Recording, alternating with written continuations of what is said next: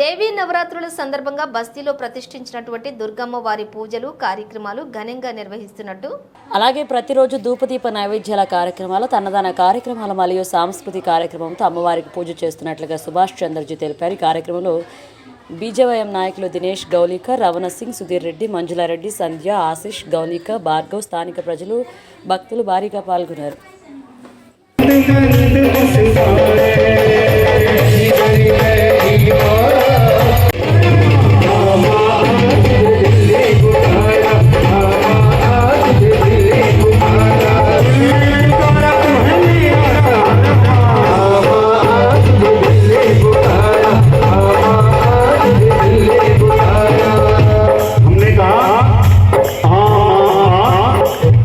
तुझे दिल ने पुकारा।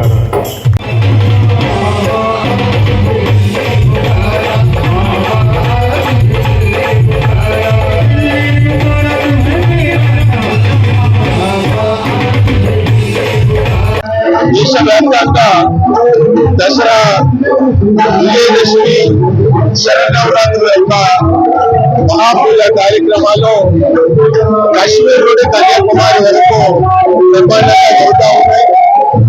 సనాతన ధర్మము, హైందవ సంస్కృతి, హిందూ సాంప్రదాయ ప్రకారంగా విజయదశమికి ఎదుగుతో మహోన్నతమైనటువంటి రోజు ఇది। ఎందుకంటే ఈ రోజున భగవాన్ శ్రీరామచంద్రుడైనటువంటి మహాప్రభు ఏదైతుందో రాక్షస పరిపాలనను అంతమందించినటువంటిది। రావణుడు కూడా రావణ బ్రహ్మనే, కానీ ఆయనకు ఉన్నటువంటి రాక్షసత్వాన్ని దాని మురూపమాపి ప్రజల్లో ఏదైతుందో ఒక చైతన్యం తీసుకొచ్చినటువంటి రోజు। మరియు దేశవ్యాప్తంగా 140 కోట్ల మంది ఈ రోజు బ్రహ్మాండంగా విజయదశమి శరణోత్సవ కార్యక్రమం జరుపుతా ఉన్నారు। అదేవిధంగా మన యొక్క తెలంగాణ రాష్ట్రంలో కూడా బతుకమ్మ పండుగ అంటే చాలా ప్రసిద్ధి చెందినటువంటి పండుగ ఇది। ఇప్పటి నుండే కాదు, గత అనేక వంద సంవత్సరాల నుండి దేశంలో కాదు ప్రపంచంలో ఎక్కడగా లేనటువంటిది। మనము భగవంతుని, అమ్మవారిని పూలతో పూజిస్తాం, కానీ పూలను పూజించేటటువంటి సంస్కృతి మన తెలంగాణలో బతుకమ్మ ఉంది। ఈ బతుకమ్మ పండుగ కూడా సంబరాలు కూడా బ్రహ్మాండంగా జరుగుతూ ఉన్నాయి।